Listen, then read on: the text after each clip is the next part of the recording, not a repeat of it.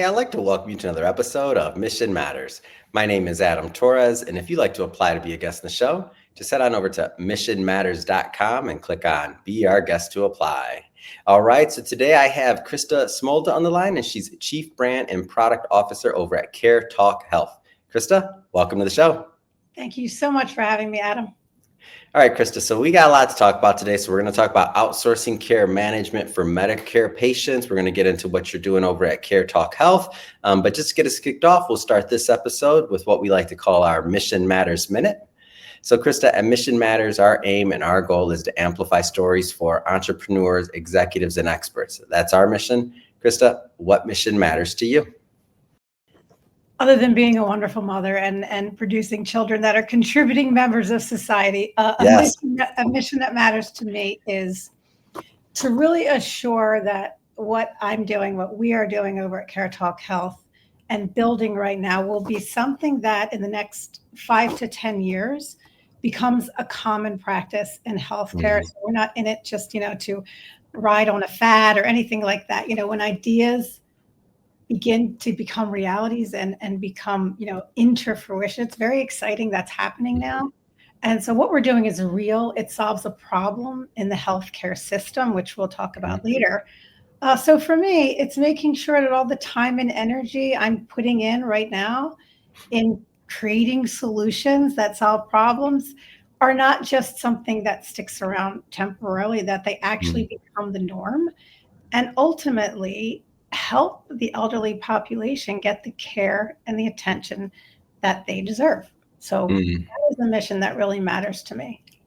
Amazing. Love bringing mission-based individuals on the line to share why they do what they do, how they're doing it, and really what we can all learn from that so that we learn and grow together. So great having you on. Just to kind of start at the beginning here, like when did you first get involved with healthcare? Like how did all that happen?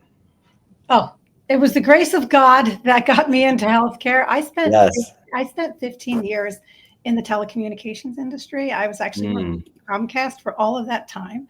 I was managing their outsourced call centers, then spent another 5 years doing the same thing for a large company. And, I just got burnt out. I wanted to do something that would be more creative, that would allow me to lead a little more, a large organization. Comcast, you're just kind of small there. And so I felt like it was time to leave. And I literally quit my job one day. Wow. And I leaned on my network of people that I had, built through the years, a lot of very intelligent entrepreneurs. There was a man named Donnie Gross who I worked with at a previous life. And he's the kind of person that if he calls, you take the call. Yeah. He called me 4 years ago and he said, "Hey, I have a business idea. I've always respected you. I think you're very intelligent. Meet me in Delaware, and I want to present an opportunity for a business I want to start."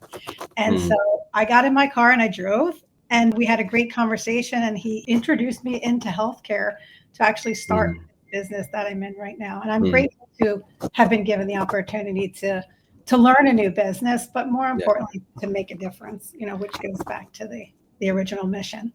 Now, I know you've been in this business a bit, but if I can stay in those early days just a little bit longer, I'm curious as to, other than obviously the business side of the opportunity, but a lot of times when an entrepreneur sees something, when you're creating a business or something else, there's a problem that you're looking to solve, ideally, right? If you're looking at or a niche or a community you're looking to help. As you were kind of tooling up and learning your knowledge on the healthcare side of things and maybe some of the opportunity areas, did anything surprise you?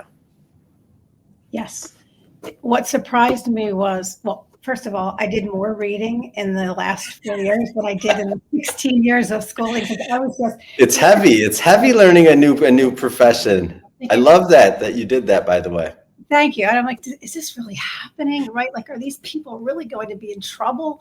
In 2030, it's going to be 90 million people that are over 65. And right now there's 66 million. And by the way, at the same time, what's happening is there's a physician shortage, right? I think at the end of this year will be 64,000 that are just kind of leaving. That'll be 86,000 short in 2036. Yeah. And so you go, okay, now I understand what the U.S. healthcare crisis really is. Not just like a headline that's like a quick blurb or something on Instagram. It's real. Yes. People are getting sicker, so that's going up. and then the physicians and nurses available is going down. So this is where this problem occurs. Mm, I also learned a lot about Medicare and the all of the services that are available to patients mhm, that unfortunately they can't take advantage of because the doctors are too busy to mhm, give the extra services to mhm. the patients. Yeah. And so yeah, that was a problem that I thought our company, which is, a telehealth company, Mhm. we can help solve that problem. We Yeah. can definitely make a dent in the problem.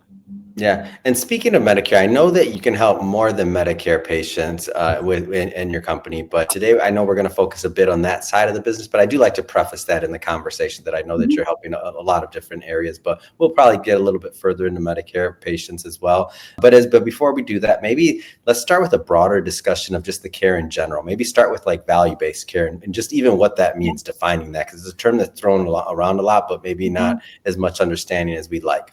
Yeah, I definitely didn't understand what it was on day Mhm, one. I can tell you that. But basically, what it is, it's a healthcare delivery model, and it mhm. ties the amount. When I say the amount, I mean the amount of money that the providers are making for their services, but it directly correlates it to the value of the delivery of the services, right? So Mm, it's designed to focus on quality of care, provider performance, patient experience. It's taking value and it's putting more on that than there is on volume. Okay. mhm, So there are actually quality measures that are out there now, terms like HEDIS scores and CMS star ratings, where providers, ACOs, mhm. organizations are scored on this value that they're bringing to the patients. It's no longer about Yeah. how many can you pump through the system. Are they repeatedly going to the hospital? Are they getting better? Are they getting the time and the attention that they need? Mhm. Think of this as sort of like a report card, right? So if you have a bad grade on your report card, you're not Yeah. going to get paid as much money when you submit that claim, right?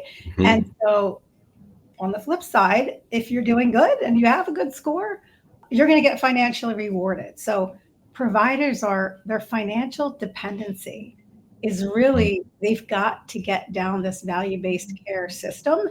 If they don't, 2030 is the deadline, they're going out of business. So Mm. that's a problem. Yeah, that is a problem. And so what happens next with this? Like if as people are not like how is the industry tooling up? Like how are people like adjusting for this?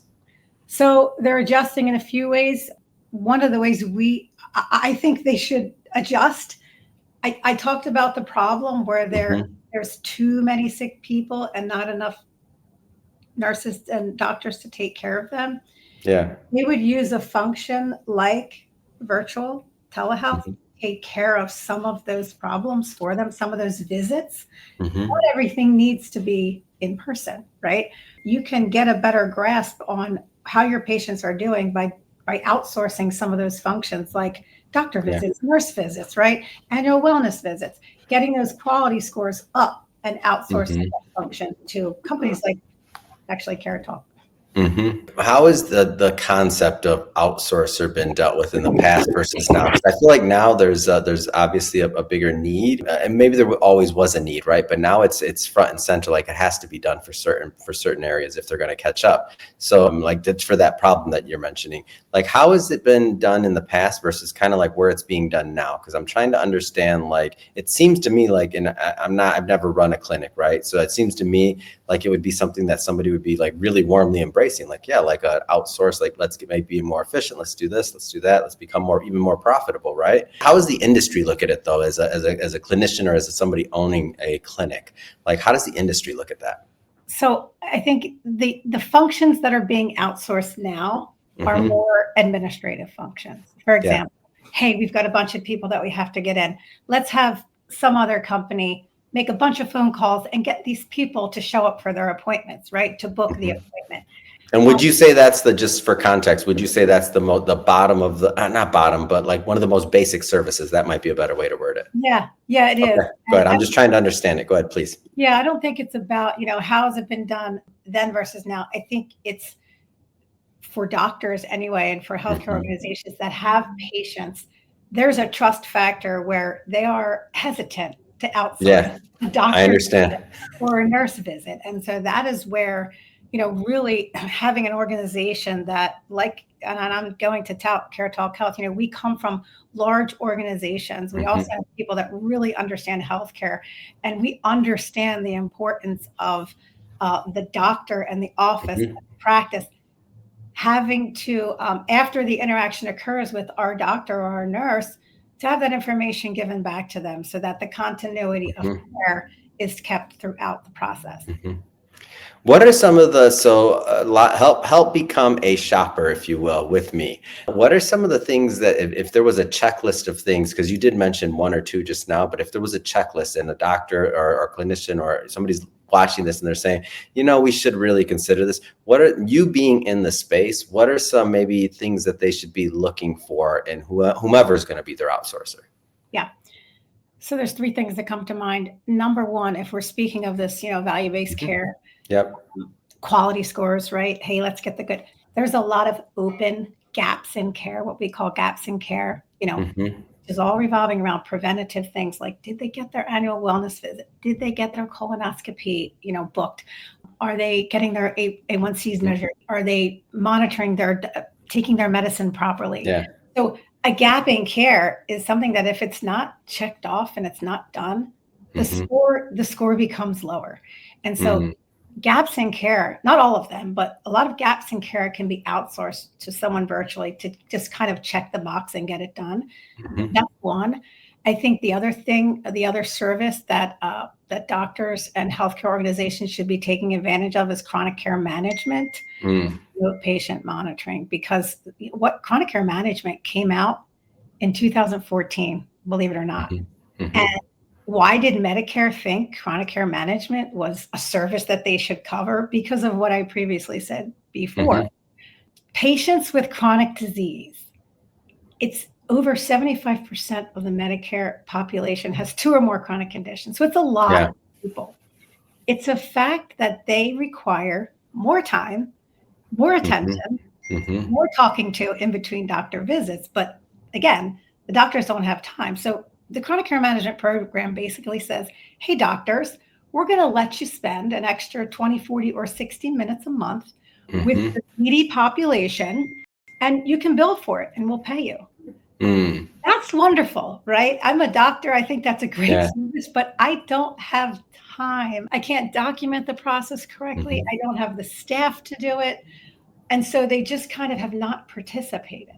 And mm, what you get with chronic care management is patients get monthly check-in calls. They get a minimum of 20 minutes of conversation. They get a care mhm, plan developed for them. They get 24/7 access to a nurse, nutritional mm. guidance, assistance scheduling appointments, care coordination. Yeah. And one last thing that is very important is combating loneliness. The ability to Mm, speak with someone other than your doctor every 3 months or when you're visiting, is very, very, very valuable service. So that's chronic care management. And yeah. I believe every person that is eligible for that on Medicare should Mhm, be participating in a program like that, mhm. especially because it is covered. And correct me if I'm off on this, but my understanding is that like some of the reasons why those even the remote patient monitoring, the point is to increase the quality of living for the patients Yeah. and also it can drive down costs because maybe some of those with the remote patient monitoring, for example, maybe if they can catch something faster, it'll be a smaller problem that can be dealt with maybe inexpensively if we're talking about like the cost of medical care versus letting something go and they're not being monitored, something else happens and now something that could have been smaller can become something very severe or more costly, since we're talking about cost to treat over the long haul. Am I off on that, or is that kind of I'm just trying No, to.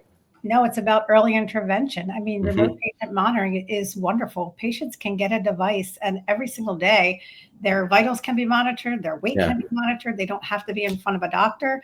The Mhm, one that I love is a continuous glucose monitor for people mm, with diabetes. I mhm, mean, before it was, in order to know if your blood sugar spiked yeah.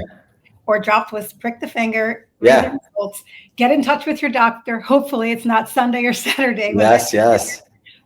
other put a CGM on your arm And Mm, that thing is constantly giving those readings. And mm, you could give it to the patient, you could give it to the caregiver, but you could also mhm, give it to a team over here, that is a clinical resource that's watching and can at any time intervene and say, hey, I'm seeing mhm, something wrong. What's going on? Oh, you mhm. forgot to take your medicine. That's just Yeah. the number one thing. So yeah, remote patient monitoring is a really, really wonderful, valuable service. And you mentioned also talking to somebody, like the human interaction, the human side of things. Like obviously, I'm a podcaster, so I'm a voice person, right? I got Yeah. these things in my ears all day long when I'm talking to people. So I value voice. What does that mean though for the Medicare patient, like the human voice? Like what does that mean to them? Yeah, I think, to my 22-year-old, my 18-year-old, they probably don't care to speak to. They could do everything online and be okay. Because they're in text too, text, right? There you go. Yes, but we know for a fact that the Medicare population needs to talk to people. Hmm, hmm. We have proof of it that it matters. Some things can be done. Of course, of course. Book an appointment, get a script, but when you're discussing someone's health Hmm, or wanting to really understand how they're feeling, which is what we hmm. do when we monthly check in, you have to talk to them. I mean, how many times Yeah. do we not send a text because we're not sure it's going to be interpreted properly? Mhm. And so same things apply here. And to hear those signs, right? Like depression, sad, like happy, like you get, because just like any relationship, the more you can kind of tell what's going on sometimes, right? Like, Yeah, you sound like you're having trouble breathing. Is everything okay? mm, Oh, I just mm, went up the steps. Do you normally feel? And you can get into deeper conversations. The other yeah. value is on the patient side. If they're alone and they're 85 years old and they don't have Hmm, someone to ask, and it is Sunday or it's 8 o'clock at night, the yeah. ability to just speak with someone that is a professional, certified, to hear a soothing voice of a nurse. Hmm, We actually dedicate nurses when they participate in chronic care management. We give them a dedicated nurse. If that nurse is hmm. not available or working, they can talk to someone else. But sometimes it's just about hearing Nurse Bonnie tell you that's okay, that's Yeah. normal, or hearing Nurse Bonnie say you should probably get to the ER. That's Mm, also enough. Most of the times that's not the case, hmm, and we can identify what's happening. But when they hear the voice, it helps them as well. It's mutual for the doctor, nurse, hmm. as well as the patient. Yeah. Speaking specifically about CareTalk Health, is there a specific segment of the medical community, whether it's, size of clinic, hospital, or where, like, help me understand who in general are typically the best fit to work with CareTalk Health in the profession? Yeah. So there's a right now who we're working with, and then there's a who we're in deep conversations with about to work Yeah. with. So who we're working with now are more, we're acquiring our patients through organizations that have, say members, Hmm, customers, or hmm, hmm. patients. Yeah. So we're working with right now device companies. I talked about the glucose monitor. We work with a pill dispensing company to do Hmm. medication adherence. We work with pharmacies to start to have some of these services in their Yeah. pharmacy. But the kind of I'll go to what's next is Hmm, working with the organizations that really play more into the mission that I talked about before, hmm, hmm. which was those value-based care contracts, like the payers, the ACOs, the healthcare systems that engage with us and make us a part of their strategic vision and their business Mm, model going forward. So we yeah. are in deep conversations right now with some key players, and that really ultimately is where the most impact will be made. Hmm. The other thing about our organization is we have a national NPI. So if needed, we can bill Medicare directly in all 50 states, Hmm. have physicians and nurses in all 50 states. So companies that are large and need to scale quickly. We have the ability to do that if needed. That's a very unique Yeah. offering that we have that's different than some of our competitors. Amazing. Krista, this has been a lot of fun having you on the show today. I know some people are watching, listening to this that may want to follow up and connect with your team and learn more. How do people connect with CareTalk Health? Just go to caretalkhealth.com and there's a section where you can fill out a form for contact us and someone will get back to you right away. And if you want to connect with me, please do that. I accept all connections, and it's Krista Smolda on LinkedIn. Amazing. And for everybody watching or listening to this, of course, we will put the website, so caretalkhealth.com, in the show notes so that you can just click on the link and head right on over. And speaking of the audience, if this is your first time with Mission Matters and you haven't done it yet, hit that subscribe or follow button. This is a daily show. Each and every day, we're bringing you new content, new stories, and hopefully new inspiration to help you along the way on your journey as well. So again, hit that subscribe or follow button. And Krista, so happy to have you on. Thank you again for making some time for us. Thank you so much, Adam.